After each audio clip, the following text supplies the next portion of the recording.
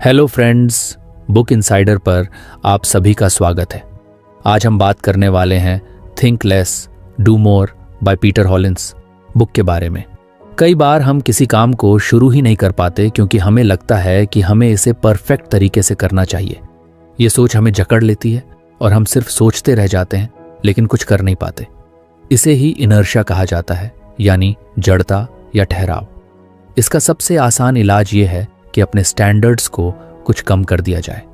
सोचिए, जब आप कोई नई स्किल सीखना चाहते हैं, जैसे कि पेंटिंग या गिटार बजाना, तो अगर आप ये सोचेंगे कि पहली बार में ही आपको किसी प्रोफेशनल आर्टिस्ट जैसा बनना है, तो आप शायद कभी शुरू ही ना कर पाएं।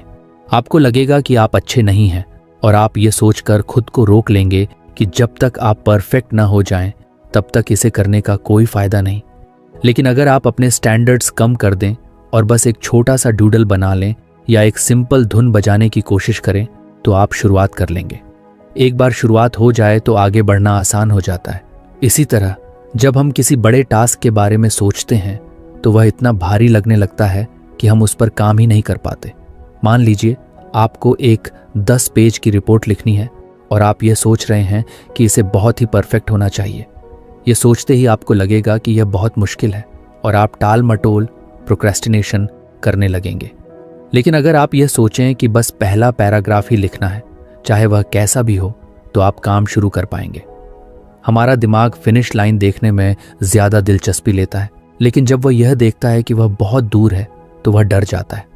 इसे दूर करने के लिए आपको बस इतना करना है कि अपने पहले कदम को आसान बना लें। अगर आपको एक्सरसाइज शुरू करनी है तो आप ये मत सोचिए कि आपको रोज 1 घंटे की वर्कआउट करनी होगी। बस ये सोचिए कि आपको सिर्फ 5 मिनट के लिए स्ट्रेचिंग करनी है। जब आप स्ट्रेचिंग कर लेंगे तो शायद आपको खुद ही लगे कि कुछ और कर लिया जाए। पूर्णतावाद कई बार प्रगति का सबसे बड़ा दुश्मन बन जाता है। हम ये मानकर चलते हैं कि हमें हर चीज में परफेक्ट होना चाहिए, लेकिन सच्चाई यह है कि परफेक्शन कभी भी एक झटके में नहीं आता। वह धीरे धीरे बार बार कोशिश करने से आता है। पहली ड्राफ्ट हमेशा खराब होती है, पहली कोशिश हमेशा औसत होती है और पहला कदम हमेशा अस्थिर होता है। लेकिन अगर आप इसे स्वीकार कर लें और खुद को यह अनुमति दें कि आप शुरुआत में औसत काम कर सकते हैं, तो आप इनर्शिया को हरा सकते हैं। सोचिए, जब कोई बच्चा चलना सीखता है तो क्या वह पहली बार में ही बिना गिरे दौड़ने लगता है? नहीं, वह गिरता है, फिर उठता है, फिर गिरता है और धीरे धीरे चलना सीखता है। अगर वह यह सोच ले कि जब तक वह बिना गिरे नहीं चल सकता तब तक वह कोशिश ही नहीं करेगा, तो वह कभी चल ही नहीं पाएगा। हमें भी यही माइंडसेट अपनाने की जरूरत है। कई बार हम सोचते हैं कि अगर हम कम स्टैंडर्ड्स रखेंगे तो हमारा काम बेकार होगा, लेकिन यह सही नहीं है। शुरुआत करना किसी भी टास्क का सबसे मुश्किल हिस्सा होता है और अगर आप उस हिस्से को आसान बना लें तो आगे का सफर खुद ही आसान हो जाता है। जब आप लिखना शुरू करते हैं तो आप धीरे धीरे एडिट कर सकते हैं। जब आप एक्सरसाइज शुरू करते हैं तो धीरे धीरे अपनी स्टैमिना बढ़ा सकते हैं। जब आप कोई नया बिजनेस शुरू करते हैं तो धीरे धीरे उसे सुधार सकते हैं। लेकिन अगर आप बस यह सोचते रहेंगे कि शुरुआत ही परफेक्ट होनी चाहिए, तो आप शायद कभी शुरुआत नहीं कर पाएंगे। इसलिए अगली बार जब भी आपको लगे कि आप किसी काम को करने के लिए बहुत ज्यादा प्रेशर महसूस कर रहे हैं, तो बस अपने स्टैंडर्ड्स कुछ कम कर दीजिए। अपने टारगेट को छोटा बना दीजिए, काम को छोटे हिस्सों में तोड़ दीजिए और सबसे जरूरी बात, खुद को परफेक्ट होने का बोझ मत दीजिए। आपको केवल शुरुआत करनी है, चाहे वह शुरुआत कितनी भी छोटी क्यों ना हो। एक बार आप गति में आ गए तो इनर्शिया खुद ही खत्म हो जाएगा। अक्सर हम सोचते हैं कि किसी काम को करने के लिए पहले मोटिवेशन चाहिए। जब हमें मोटिवेटेड फील होगा तभी हम वह काम शुरू करेंगे, लेकिन सच्चाई इससे बिल्कुल अलग है। असल में मोटिवेशन का जन्म एक्शन से होता है। यानी अगर आप बिना मोटिवेशन के भी बस पहला कदम उठा लें तो धीरे धीरे आपको खुद ही मोटिवेशन मिलने लगेगा। जब आप किसी चीज को करने लगते हैं तो उसमें इन्वॉल्व हो जाते हैं और फिर आपका दिमाग खुद ही आपको आगे बढ़ने के लिए प्रेरित करने लगता है। मान लीजिए आपको एक लंबी बुक पढ़नी है, लेकिन आपको पढ़ने का मन नहीं कर रहा। आप सोच रहे हैं कि जब मुझे पढ़ने का मूड आएगा तब मैं इसे पढ़ूंगा। लेकिन अगर आप सिर्फ 2 पेज पढ़ने का एक्शन ले लें तो आपका दिमाग धीरे धीरे उस प्रोसेस में घुसने लगेगा और आपको खुद ही लगेगा कि कुछ और पढ़ लिया जाए। यही चीज किसी भी काम पर लागू होती है, चाहे वह एक्सरसाइज हो, पढ़ाई हो, काम हो या कोई नया स्किल सीखना हो, अगर आप शुरुआत कर लेंगे तो मोटिवेशन अपने आप आ जाएगा। मोटिवेशन की समस्या यह है कि यह एक अस्थायी टेम्पोरेरी चीज होती है। आप किसी मोटिवेशनल वीडियो या स्पीच से मोटिवेट हो सकते हैं, लेकिन वह मोटिवेशन ज्यादा देर तक नहीं टिकता। इसलिए अगर आप सिर्फ मोटिवेशन के भरोसे रहेंगे तो आप कुछ ही दिनों में फिर से सुस्त महसूस करने लगेंगे। लेकिन अगर आप एक्शन लेने की आदत बना लें तो आप बिना मोटिवेशन के भी अपने टारगेट को अचीव कर सकते हैं। इसका सबसे अच्छा उदाहरण है वर्कआउट। बहुत से लोग सोचते हैं कि पहले उन्हें एक्सरसाइज करने का मूड आए, फिर वे जिम जाएंगे।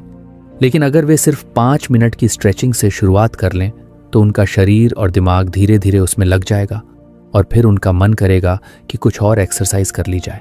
यही प्रिंसिपल हर चीज पर लागू होता है।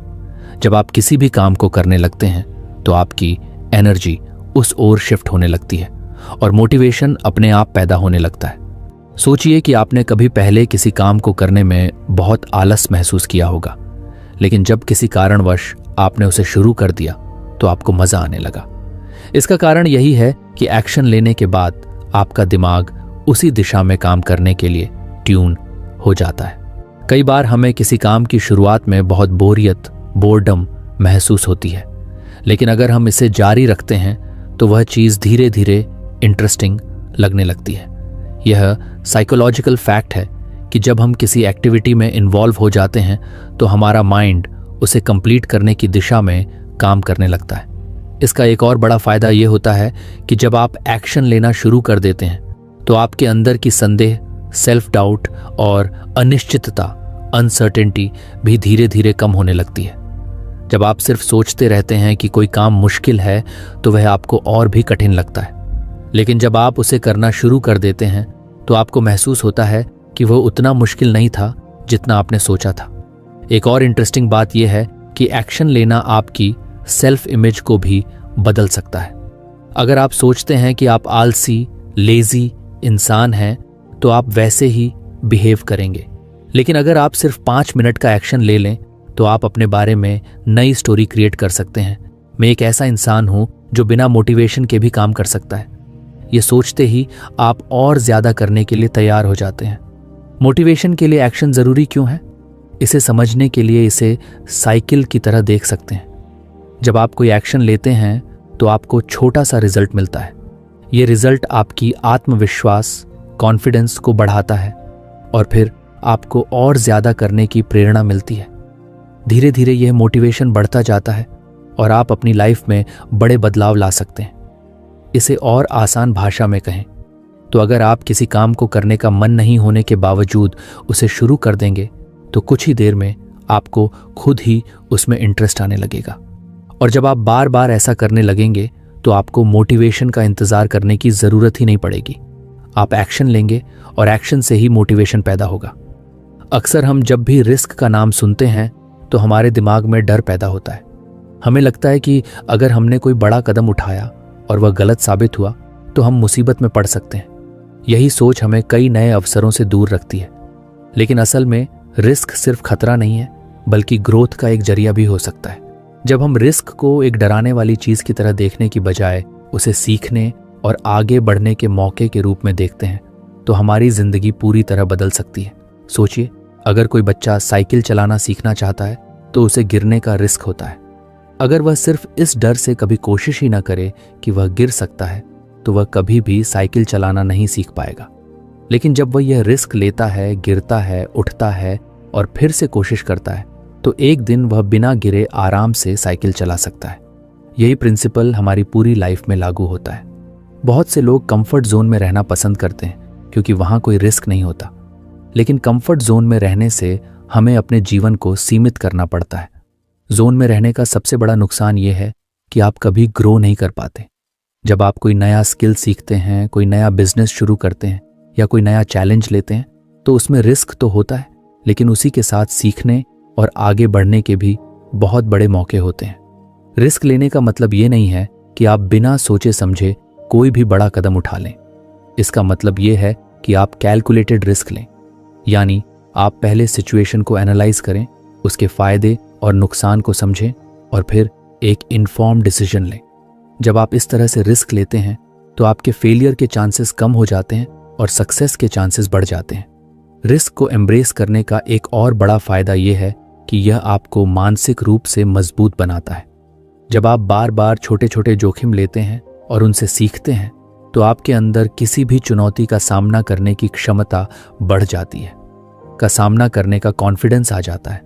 धीरे धीरे आपका दिमाग फेलियर को एक सीखने का प्रोसेस मानने लगता है, न कि कोई ऐसी चीज जिससे डरना चाहिए। अगर आप अपनी प्रोफेशनल लाइफ में देखें तो जितने भी बड़े एंटरप्रेन्योर्स या लीडर्स हैं, उन्होंने कभी ना कभी कोई बड़ा रिस्क लिया है। अगर वे रिस्क लेने से डरते तो शायद वे आज उस मुकाम तक नहीं पहुंच पाते। स्टीव जॉब्स ने रिस्क लिया और एप्पल को बनाया। एलोन मस्क ने रिस्क लिया और टेस्ला और स्पेसएक्स जैसी कंपनीज खड़ी की। हर बड़ी सफलता के पीछे कुछ ना कुछ रिस्क जरूर होता है।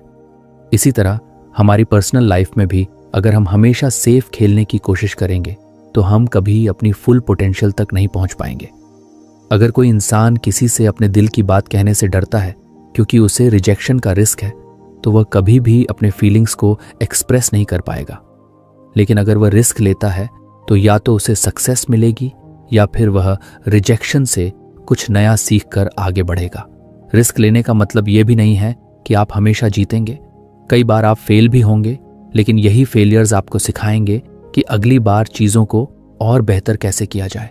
दुनिया में जितने भी सक्सेसफुल लोग हैं वे कई बार फेल हो चुके हैं, लेकिन उन्होंने हर फेलियर से सीखा और अगली बार और बेहतर किया। अगर आप रिस्क से डरते हैं तो सबसे पहले अपनी सोच को बदलें। इसे एक थ्रेट की तरह ना देखें, बल्कि इसे एक अपॉर्चुनिटी मानें। जब भी आपको कोई नया मौका मिले तो सिर्फ यह मत सोचें कि इसमें क्या क्या गलत हो सकता है, बल्कि यह भी सोचें कि अगर यह सही हो गया तो आपको कितना फायदा होगा।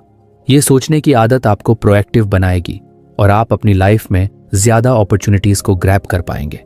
रिस्क लेने का एक और फायदा यह है कि यह आपकी क्रिएटिविटी और प्रॉब्लम सॉल्विंग स्किल्स को इम्प्रूव करता है। जब आप किसी नए चैलेंज को एक्सेप्ट करते हैं तो आपको अपने कंफर्ट जोन से बाहर निकलना होता है और नए सॉल्यूशंस ढूंढने पड़ते हैं। इससे आपकी सोचने की क्षमता बढ़ती है और आप और भी ज्यादा कॉन्फिडेंट महसूस करने लगते हैं। इसलिए अगली बार जब भी आपके सामने कोई ऐसा मौका आए जिसमें रिस्क हो तो सिर्फ डर की वजह से उसे रिजेक्ट मत करें। सोच समझकर एनालाइज करें और अगर आपको लगे कि यह रिस्क वर्थ टेकिंग है तो इसे जरूर लें। हो सकता है कि यह आपका सबसे अच्छा डिसीजन साबित हो और आपकी लाइफ पूरी तरह बदल जाए। अक्सर जब हम अपने दिन को प्लान करते हैं तो हम एक टू डू लिस्ट बनाते हैं। इसमें हम वे सारे काम लिखते हैं जो हमें पूरे करने होते हैं। लेकिन कई बार हम देखते हैं कि हमारा दिन खत्म हो जाता है और हमारी लिस्ट के बहुत सारे टास्क अधूरे रह जाते हैं। इसका एक बड़ा कारण यह है कि हम उन चीज़ों पर ध्यान नहीं देते जो हमारा ध्यान भटकाती हैं, जो हमें फोकस्ड नहीं रहने देती। इसी वजह से हमें सिर्फ टू डू लिस्ट नहीं बल्कि एक डोंट डू लिस्ट भी बनानी चाहिए। ये एक ऐसी लिस्ट होती है जिसमें वे सारी चीज़ें होती हैं जो हमें अवॉइड करनी चाहिए ताकि हमारा ध्यान सही जगह पर रहे और हम प्रोडक्टिव रह सकें। सोचिए, अगर आप सुबह उठते ही फ़ोन पर सोशल मीडिया स्क्रॉल करने लगते हैं तो आपका बहुत सारा समय बेकार चला जाता है। आप सोचते हैं कि बस 5 मिनट देखेंगे, लेकिन जब दोबारा घड़ी देखते हैं तो 30 से 40 मिनट निकल चुके होते हैं। इसी तरह अगर आप दिन भर में बार बार ईमेल चेक करते रहते हैं या हर छोटी चीज़ पर तुरंत रिएक्ट करने लगते हैं तो आपकी एनर्जी गलत जगह खर्च होती है। डोंट डू लिस्ट इसी तरह की चीज़ों को आइडेंटिफाई करने में मदद करती है ताकि आप उन आदतों से बच सकें जो आपके समय और प्रोडक्टिविटी को बर्बाद करती हैं। इस लिस्ट को बनाने के लिए सबसे पहले आपको यह देखना होगा कि दिन भर में कौन कौन सी एक्टिविटीज आपका ध्यान भटकाती हैं। क्या आप हर छोटी ब्रेक में अपना फोन चेक करते हैं? क्या आप अनावश्यक बैठकों में बहुत ज्यादा समय बर्बाद करते हैं? क्या आप बिना किसी प्लान के सोशल मीडिया पर बहुत ज्यादा वक्त बिताते हैं? इन सब चीजों को नोट करें और इन्हें अपनी डोंट डू लिस्ट में डाल दें। इससे आपको यह साफ साफ समझ में आ जाएगा कि आपको किन चीजों से बचना है। डोंट डू लिस्ट का सबसे बड़ा फायदा यह है कि यह आपको डिसिप्लिन सिखाती है। जब आपके पास यह स्पष्ट होता है कि आपको क्या नहीं करना है तो आप अपने इंपॉर्टेंट कामों पर ज्यादा ध्यान दे सकते हैं। मान लीजिए कि आपकी लिस्ट में लिखा है कि मैं सुबह 10 बजे से पहले सोशल मीडिया इस्तेमाल नहीं करूंगा। तो जब भी आपका मन करेगा कि फ़ोन उठाकर इंस्टाग्राम या ट्विटर देख लें, आपकी लिस्ट आपको याद दिलाएगी कि यह आपकी प्रायोरिटी में नहीं है। धीरे धीरे ये एक हैबिट बन जाएगी और आपकी प्रोडक्टिविटी बढ़ने लगेगी। बहुत से लोग सोचते हैं कि बस ज़्यादा मेहनत करने से सफलता मिलती है, लेकिन असल में स्मार्ट तरीके से काम करना ज़्यादा ज़रूरी है। अगर आप सिर्फ व्यस्त बिजी रहने की बजाय अपने समय का सही इस्तेमाल करें तो आप कम समय में ज़्यादा कर सकते हैं। डोंट डू लिस्ट आपको यह समझने में मदद करती है कि कौन से काम सिर्फ आपका समय बर्बाद कर रहे हैं और उनसे बचकर आप अपनी एनर्जी सही दिशा में लगा सकते हैं। इसे और बेहतर बनाने के लिए आप अपनी लिस्ट को समय समय पर अपडेट कर सकते हैं। हो सकता है कि शुरू में आपको लगे कि सिर्फ सोशल मीडिया आपका ध्यान भटकाता है, लेकिन कुछ हफ्तों बाद आपको महसूस हो कि बार बार अनावश्यक मीटिंग्स भी आपका बहुत समय ले रही हैं। ऐसे में आपको अपनी डोंट डू लिस्ट में यह भी जोड़ना होगा कि मैं बेकार की मीटिंग्स में शामिल नहीं होऊंगा। इसी तरह आप अपने अनुभव के आधार पर अपनी लिस्ट को रिफाइन करते रहें। एक और महत्वपूर्ण चीज़ यह है कि डोंट डू लिस्ट केवल डिस्ट्रैक्शन से बचने के लिए नहीं होती, बल्कि यह आपको इमोशनल और मेंटल क्लैरिटी भी देती है। कई बार हम ऐसे डिसीजंस लेते हैं जो हमारे लिए सही नहीं होते, सिर्फ इसलिए क्योंकि हमें आदत होती है कि हम ना नहीं कह पाते। अगर आपकी लिस्ट में यह लिखा हो कि मैं ऐसे कामों के लिए हाँ नहीं कहूँगा जो मेरे गोल्स से मेल नहीं खाते, तो ये आपको अननेसेसरी कमिटमेंट्स से बचाने में मदद कर सकता है। अगर आप किसी एंटरप्रेन्योर, राइटर या किसी भी क्रिएटिव फील्ड में हैं, तो यह लिस्ट और भी ज़्यादा महत्वपूर्ण हो जाती है, क्योंकि आपके लिए सबसे ज़रूरी चीज़ है डीप वर्क, यानी वह समय जब आप पूरी तरह से फोकस होकर अपना सबसे अच्छा काम कर सकें। लेकिन अगर आपका ध्यान बार बार छोटे छोटे डिस्ट्रैक्शन से भटकता रहेगा, तो आप कभी भी अपनी फुल पोटेंशियल तक नहीं पहुंच पाएंगे। डोंट डू लिस्ट आपको यह क्लैरिटी देती है कि कौन से काम आपको अवॉइड करने हैं, ताकि आप अपने सबसे ज़रूरी टास्क पर पूरा ध्यान लगा सकें। ये लिस्ट केवल प्रोफेशनल लाइफ के लिए नहीं, बल्कि पर्सनल लाइफ में भी बहुत काम आ सकती है। मान लीजिए कि आप अपनी हेल्थ को सुधारना चाहते हैं। अगर आपकी डोंट डू लिस्ट में यह लिखा हो कि मैं रात 11 बजे के बाद जंक फूड नहीं खाऊंगा, तो ये आपको सही चॉइसेस बनाने में मदद करेगा। अगर आप अपनी मेंटल हेल्थ पर ध्यान देना चाहते हैं, तो आप लिस्ट में यह जोड़ सकते हैं कि मैं ऐसे लोगों के साथ समय नहीं बिताऊंगा जो मेरी एनर्जी ड्रेन करते हैं। अंत में यह समझना जरूरी है कि जितना जरूरी क्या करना है यह तय करना है, उतना ही जरूरी यह तय करना भी है कि क्या नहीं करना है।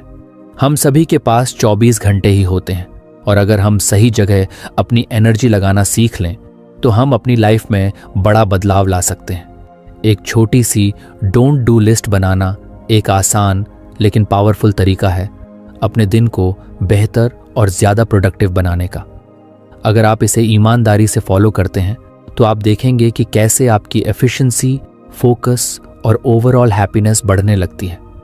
हमारी ज़िंदगी में हर दिन कई सारे काम होते हैं, कुछ ज़रूरी होते हैं तो कुछ कम ज़रूरी, लेकिन अक्सर ऐसा होता है कि हम उन कामों में उलझे रहते हैं जो उतने महत्वपूर्ण नहीं होते, और जो असल में हमारे लिए सबसे ज़्यादा मायने रखते हैं वे काम पीछे छूट जाते हैं। इसका कारण ये है कि हम अपनी प्राथमिकताओं, प्रायोरिटीज़ को सही तरीके से सेट नहीं कर पाते। यहीं पर बर्नर लिस्ट की ज़रूरत पड़ती है। ये एक ऐसा तरीका है जिससे आप अपने सबसे महत्वपूर्ण और कम महत्वपूर्ण कामों को अलग अलग रख सकते हैं, ताकि आपकी एनर्जी और अटेंशन सही दिशा में लगे। बर्नर लिस्ट का आइडिया यह है कि आप अपने टास्क को 2 हिस्सों में बांटें, फ्रंट बर्नर और बैक बर्नर। फ्रंट बर्नर में वे चीज़ें आती हैं जो आपकी सबसे बड़ी प्राथमिकता है, जिन पर आपको सबसे ज़्यादा ध्यान देना चाहिए। ये वे टास्क होते हैं जो आपके बड़े गोल्स को हासिल करने में मदद करते हैं। दूसरी तरफ बैक बर्नर में वे चीज़ें आती हैं जो ज़रूरी तो हैं, लेकिन फ़िलहाल उन पर ज़्यादा ध्यान देने की ज़रूरत नहीं है। ये वो काम हो सकते हैं जो आप बाद में कर सकते हैं या जो उतने क्रिटिकल नहीं हैं। सोचिए कि आप एक शेफ़ हैं और किचन में कई चीज़ें एक साथ बना रहे हैं। एक स्टोव पर कुछ पक रहा है जिसे लगातार चलाते रहना है ताकि वह ठीक से बने, यही आपका फ्रंट बर्नर है। वहीं कुछ चीज़ें धीमी आंच पर रखी हुई हैं जिन्हें समय आने पर देखा जा सकता है यही आपका बैक बर्नर है। ठीक इसी तरह जब हम अपनी लाइफ को इस तरीके से ऑर्गेनाइज करते हैं तो हम अपनी एनर्जी को सही जगह फोकस कर सकते हैं। अगर आप किसी बड़े प्रोजेक्ट पर काम कर रहे हैं तो वह आपका फ्रंट बर्नर टास्क होगा। लेकिन अगर आप साथ ही साथ कोई नई स्किल सीखना चाहते हैं या किसी नए आइडिया पर काम करना चाहते हैं तो वह बैक बर्नर पर जा सकता है। इसका मतलब ये नहीं है कि बैक बर्नर के टास्क बेकार हैं, बल्कि इसका मतलब सिर्फ इतना है कि उन्हें अभी उतनी प्रायोरिटी नहीं मिलनी चाहिए। इससे आपका ध्यान भटकता नहीं है और आप सबसे ज़रूरी चीज़ों पर फोकस कर पाते हैं। बर्नर लिस्ट को अपनाने का सबसे बड़ा फायदा यह है कि यह डिसीजन मेकिंग को आसान बना देती है। जब भी कोई नया टास्क सामने आता है तो आप तुरंत तय कर सकते हैं कि वह किस बर्नर पर जाना चाहिए। इससे आपका दिमाग क्लटर फ्री रहता है और आप ज़रूरी चीज़ों को मिस नहीं करते। इसका दूसरा फायदा यह है कि यह आपको मल्टीटास्किंग से बचाता है। अक्सर लोग एक साथ कई काम करने की कोशिश करते हैं और नतीजा ये होता है कि वे किसी भी काम को अच्छे से पूरा नहीं कर पाते। लेकिन जब आप जानते हैं कि कौन सा काम फ्रंट बर्नर पर है तो आप पूरी तरह उसी पर ध्यान लगा सकते हैं और बाकी चीज़ों को बाद में संभाल सकते हैं। बर्नर लिस्ट को और ज़्यादा इफेक्टिव बनाने के लिए आप इसे हर हफ्ते या महीने में रिव्यू कर सकते हैं, क्योंकि प्रायोरिटीज़ समय के साथ बदलती हैं। जो काम आज बैक बर्नर पर है हो सकता है कि कुछ हफ्तों बाद उसे फ्रंट बर्नर पर लाने की ज़रूरत पड़े। इसलिए इसे समय समय पर अपडेट करना ज़रूरी है। यह सिस्टम न केवल आपकी प्रोडक्टिविटी बढ़ाता है बल्कि आपको मेंटल क्लैरिटी भी देता है। जब आपका दिमाग बार बार यह सोचने में उलझा नहीं रहता कि अभी क्या करना चाहिए। असिस्टेंट चाहते हैं तो आप इसे अपनी डेली लाइफ में छोटे छोटे डिसीजंस के लिए भी यूज़ कर सकते हैं। जैसे कि अगर आप फिटनेस पर ध्यान देना चाहते हैं तो उसे फ्रंट बर्नर पर रखें। वहीं अगर आप किसी नई किताब को पढ़ना चाहते हैं लेकिन अभी वक्त नहीं मिल रहा तो उसे बैक बर्नर पर रख सकते हैं। प्रोफेशनल लाइफ में भी यह तरीका बहुत काम आता है। मान लीजिए आप एक एंटरप्रेन्योर हैं और आपके पास कई आइडियाज़ हैं, लेकिन सब पर एक साथ काम करना संभव नहीं है। तब आप बर्नर लिस्ट बनाकर यह तय कर सकते हैं कि कौन सा आइडिया सबसे ज़रूरी है और किसे बाद में एक्सप्लोर किया जा सकता है। बर्नर लिस्ट का असली जादू इस बात में है कि यह आपको डिसिप्लिन सिखाती है। यह आपको यह समझने में मदद करती है कि हर टास्क एक जैसा ज़रूरी नहीं होता और अगर आप हर चीज़ पर एक साथ ध्यान देंगे तो कुछ भी अच्छे से पूरा नहीं हो पाएगा। जब आप यह समझ जाते हैं कि किन चीज़ों को प्राथमिकता देनी है और किन्हें फिलहाल साइड में रखना है तो आपकी प्रोडक्टिविटी और सक्सेस दोनों बढ़ने लगती हैं। इसलिए अगर आप अपने दिन को बेहतर तरीके से मैनेज करना चाहते हैं और सही चीज़ों पर अपनी एनर्जी लगाना चाहते हैं तो बर्नर लिस्ट को अपनी लाइफ में शामिल करें। ये एक आसान लेकिन पावरफुल तरीका है जो आपको क्लैरिटी देगा और आपके सबसे ज़रूरी गोल्स को पूरा करने में मदद करेगा। हमारी ज़िंदगी में हर दिन बहुत सारे डिसीजंस लेने पड़ते हैं, कुछ छोटे कुछ बड़े। कई बार हम बहुत छोटे छोटे डिसीजंस पर भी इतना ज़्यादा सोचने लगते हैं कि हमारा दिमाग थक जाता है और बड़े डिसीजंस लेने की एनर्जी ही नहीं बचती। इसे ओवर एनालिसिस कहा जाता है और ये हमारी प्रोडक्टिविटी और कॉन्फिडेंस दोनों को कम कर देता है। इसका सबसे अच्छा समाधान है सुपर स्ट्रक्चर डिसीजन मॉडल अपनाना। ये एक स्ट्रक्चर्ड तरीका है जिससे आप जल्दी और सही डिसीजंस ले सकते हैं बिना ज़रूरत से ज़्यादा सोच विचार में फंसे।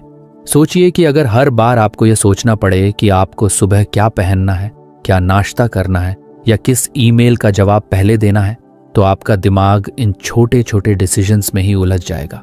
यही कारण है कि कई सक्सेसफुल लोग अपने रोज़मर्रा के डिसीजंस को सिंप्लीफाई कर देते हैं। उदाहरण के लिए स्टीव जॉब्स और मार्क जुकरबर्ग हमेशा एक जैसा कपड़ा पहनते थे ताकि उन्हें हर दिन इस बारे में डिसीजन न लेना पड़े। इसी तरह अगर आप एक स्ट्रक्चर्ड डिसीजन मेकिंग फ्रेमवर्क अपना लें तो आपका दिमाग ज़्यादा ज़रूरी चीज़ों पर फोकस कर पाएगा। सुपर स्ट्रक्चर डिसीजन मॉडल का मतलब है कि आपके पास एक प्री डिफाइंड सिस्टम हो जो आपको यह तय करने में मदद करे कि कौन सा डिसीजन कैसे लेना है। इससे आप सोचने में कम समय लगाएंगे और आपकी चॉइसेस आपके गोल्स के साथ अलाइंड रहेंगी। ये मॉडल खास तौर पर उन लोगों के लिए बहुत फायदेमंद है जो अक्सर डिसीजन पैरालिसिस का शिकार हो जाते हैं, यानी जब बहुत सारे ऑप्शंस होते हैं और हम ये तय ही नहीं कर पाते कि कौन सा सही है। इस मॉडल को अपनाने का पहला स्टेप ये है कि आपको यह तय करना होगा कि आप किन तरह के डिसीजंस को ऑटोमेट कर सकते हैं। उदाहरण के लिए, अगर आप रोज यह सोचने में समय लगाते हैं कि आपको जिम जाना चाहिए या नहीं, तो इसे ऑटोमेट कर लें, यानी हफ्ते के कुछ दिन फिक्स कर लें कि उन्हीं दिनों जाना है, चाहे कुछ भी हो। इससे हर दिन इस डिसीजन को लेने की जरूरत ही नहीं पड़ेगी। दूसरा स्टेप है डिसीजन मेकिंग क्राइटेरिया सेट करना, यानी जब भी आपको कोई बड़ा डिसीजन लेना हो तो आपके पास कुछ प्री डिफाइंड क्वेश्चंस होने चाहिए जो आपको सही चॉइस चुनने में मदद करें। जैसे कि क्या यह डिसीजन मेरे लॉन्ग टर्म गोल्स से मेल खाता है? ज़ेरेनिया, क्या इससे मेरा समय और एनर्जी सही दिशा में लगेगा? ज़ेरेनिया, अगर मैं यह डिसीजन गलत लेता हूं तो उसका सबसे बुरा असर क्या हो सकता है? जब आपके पास ये प्री डिफाइंड फिल्टर्स होंगे तो आप बिना ज्यादा सोचे समझे सही डिसीजन ले पाएंगे। तीसरा स्टेप है पास्ट डिसीजन से सीखना। अगर आपने पहले कोई गलत डिसीजन लिया था तो उस पर एनालाइज करें कि गलती कहाँ हुई थी और अगली बार उस गलती को अवॉइड करने के लिए क्या किया जा सकता है। इससे आपकी डिसीजन मेकिंग एबिलिटी बेहतर होगी और आप फ्यूचर में ज्यादा कॉन्फिडेंट चॉइसेस ले पाएंगे। ये मॉडल न केवल आपकी स्पीड को बढ़ाता है बल्कि आपकी मेंटल क्लैरिटी भी बढ़ाता है। जब आप बार बार सोचने की बजाय एक स्ट्रक्चर्ड प्रोसेस के हिसाब से डिसीजंस लेने लगते हैं तो आपका दिमाग ज्यादा रिलैक्स रहता है और स्ट्रेस भी कम होता है। सुपर स्ट्रक्चर डिसीजन मॉडल आपको डिस्ट्रैक्शन से भी बचाता है। जब आपके पास एक सिस्टम होता है तो आप हर छोटी चीज पर ज्यादा ध्यान नहीं देते और केवल उन्हीं चीजों पर फोकस करते हैं जो आपके लिए सबसे ज्यादा मायने रखती हैं। इससे आप ज्यादा प्रोडक्टिव और एफिशिएंट बन जाते हैं। अगर आप अपनी प्रोफेशनल लाइफ में इस मॉडल को अपनाना चाहते हैं तो आप अपने काम के डिसीजंस को कैटेगरीज में बांट सकते हैं, जैसे कि urgent tasks, important but non urgent tasks और कंप्लीटली अवॉइडेबल टास्क्स। इससे आपको तुरंत यह समझ में आ जाएगा कि किस चीज को प्रायोरिटी देनी है और किसे छोड़ देना है। पर्सनल लाइफ में भी आप इसे यूज कर सकते हैं, जैसे कि अगर आप हर बार यह सोचते हैं कि आपको वीकेंड पर क्या करना है तो आप पहले से ही कुछ ऑप्शंस फिक्स कर सकते हैं, जैसे कि एक दिन फैमिली के साथ बिताना, एक दिन खुद के लिए रखना और एक दिन किसी नए एक्सपीरियंस के लिए।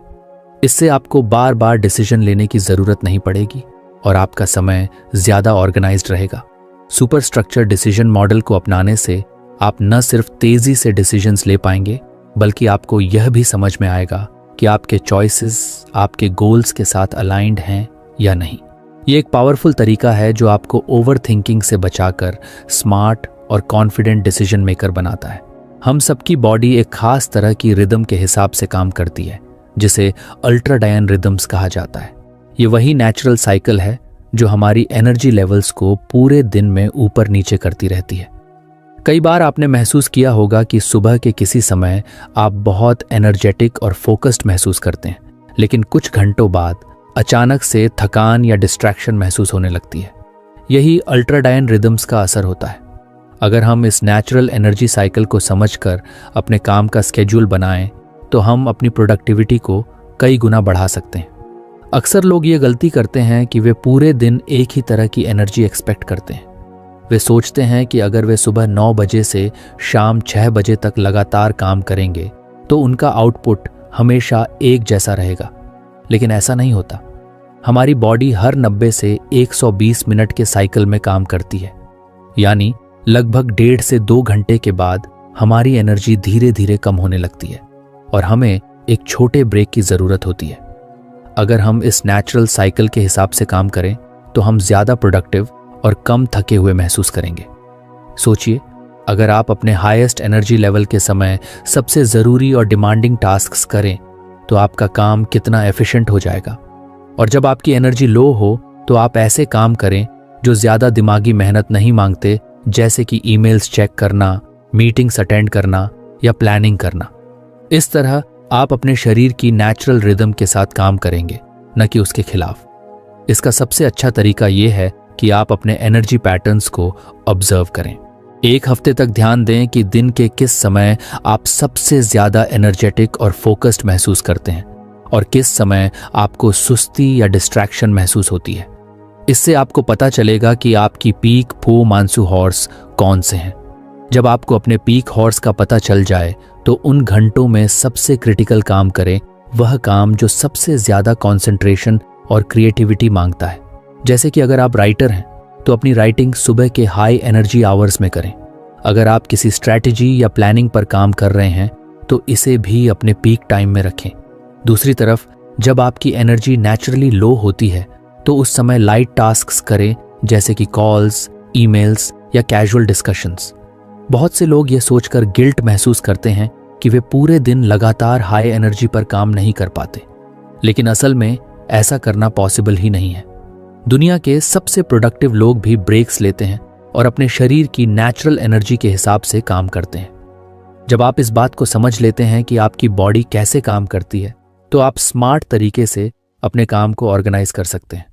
अल्ट्राडाइन रिदम्स को अपनाने का एक और बड़ा फायदा यह है कि इससे बर्नआउट से बचा जा सकता है। जब हम बिना रुके लगातार काम करते हैं तो हमारी एनर्जी पूरी तरह खत्म हो जाती है और हम जल्दी थक जाते हैं। लेकिन अगर हम अपने एनर्जी साइकिल्स को ध्यान में रखकर सही समय पर ब्रेक लेते हैं तो हमारी एफिशिएंसी बनी रहती है और हम लंबे समय तक हाई परफॉर्मेंस पर काम कर सकते हैं। अगर आप इस अप्रोच को अपनी लाइफ में अप्लाई करना चाहते हैं तो सबसे पहले अपने डेली स्केड्यूल को कुछ फ्लेक्सिबल बनाइए। जरूरी नहीं कि आप हर समय एक जैसा परफॉर्म करें। आपको बस ये समझना है कि कौन से घंटे आपके सबसे प्रोडक्टिव होते हैं और कौन से घंटे आपको रिलैक्स करने के लिए चाहिए। उदाहरण के लिए, अगर आपको सुबह 10 से 12 बजे के बीच सबसे ज्यादा एनर्जी महसूस होती है तो उस समय सबसे इंपॉर्टेंट और चैलेंजिंग काम करें। फिर 12 से 12:30 तक एक छोटा ब्रेक लें, वॉक करें, पानी पिएं या कुछ देर आराम करें। इसके बाद दोबारा काम पर लौटें, लेकिन अब लाइट टास्क्स को प्रायोरिटी दें। ये छोटी छोटी चीजें आपकी प्रोडक्टिविटी में बहुत बड़ा बदलाव ला सकती हैं। ये सिर्फ टाइम मैनेजमेंट नहीं बल्कि एनर्जी मैनेजमेंट का तरीका है। जब आप अपने अल्ट्राडियन रिदम्स के हिसाब से काम करना शुरू करेंगे तो आप पाएंगे कि आप पहले से कम एफर्ट में ज्यादा काम कर पा रहे हैं और आपका दिमाग ज्यादा फ्रेश और फोकस्ड महसूस कर रहा है। हमारी बॉडी एक नेचुरल रिदम के हिसाब से काम करती है जिसे अल्ट्राडाइन रिदम्स कहते हैं। यह हमारे एनर्जी लेवल्स को पूरे दिन कंट्रोल करता है। कभी आपने नोटिस किया होगा कि एक समय पर आप सुपर फोकस्ड होते हैं, लेकिन कुछ घंटों बाद आपको थकान या डिस्ट्रैक्शन महसूस होने लगती है। ये इसी रिदम का असर है। अगर हम इसे समझकर अपने काम का सही स्केड्यूल बनाएं तो हम ज्यादा प्रोडक्टिव बन सकते हैं। अक्सर लोग ये सोचते हैं कि पूरे दिन एक जैसी एनर्जी बनी रहेगी, लेकिन ऐसा नहीं होता। हमारी बॉडी हर 90 से 120 मिनट के एक साइकिल में काम करती है, यानी 1.5-2 घंटे बाद हमारी एनर्जी नेचुरली कम होने लगती है और हमें ब्रेक की जरूरत होती है। अगर हम इस नेचुरल साइकिल के हिसाब से काम करें तो हम कम एफर्ट में ज्यादा काम कर सकते हैं। इसका सबसे अच्छा तरीका है कि आप अपने एनर्जी पैटर्न्स को ऑब्जर्व करें। दिन के कौन से घंटे आपकी पीक परफॉर्मेंस के हैं और कब आपको थकान महसूस होती है, यह समझें। फिर अपने हाई एनर्जी टाइम में सबसे जरूरी काम करें, वह जो सबसे ज्यादा फोकस और क्रिएटिविटी मांगता है। जब एनर्जी लो हो तो ईमेल्स, मीटिंग्स, कैजुअल टास्क्स को उस समय करें। बहुत से लोग गिल्ट महसूस करते हैं कि वे पूरे दिन हाई परफॉर्मेंस पर काम नहीं कर पाते, लेकिन स्मार्ट वर्क यही है कि आप अपने बॉडी रिदम के साथ काम करें, न कि उसके खिलाफ। दुनिया के सबसे प्रोडक्टिव लोग भी ब्रेक्स लेते हैं और सही समय पर सही काम करते हैं। इसका एक बड़ा फायदा यह भी है कि आप बर्नआउट से बचते हैं। अगर आप बिना रुके लंबे समय तक काम करेंगे तो आपकी एनर्जी जल्दी खत्म हो जाएगी, लेकिन अगर आप अल्ट्राडीन साइकिल्स को फॉलो करके सही समय पर ब्रेक लेंगे तो आप एफिशिएंट बने रहेंगे। अगर आप इस अप्रोच को अपनी लाइफ में अप्लाई करना चाहते हैं तो रिजिड टाइम टेबल छोड़ें और अपने नेचुरल रिदम्स को समझें। जब आप हाई एनर्जी मोड में हो तो चैलेंजिंग टास्क्स करें और जब एनर्जी लो हो तो लाइट टास्क्स करें। 30 मिनट के छोटे ब्रेक लेने से भी फोकस और एफिशिएंसी बनी रहती है। ये टाइम मैनेजमेंट नहीं, एनर्जी मैनेजमेंट है। जब आप अपने अल्ट्राडियन रिदम्स के हिसाब से काम करना शुरू करेंगे तो आप पाएंगे कि पहले से कम एफर्ट में ज्यादा काम हो रहा है और आपका माइंड ज्यादा फ्रेश और फोकस्ड महसूस कर रहा है। तो फ्रेंड्स, ये थी हमारी आज की बुक समरी। आपको कैसी लगी कमेंट करके जरूर बताएं और धन्यवाद आपका समरी एंड तक सुनने के लिए।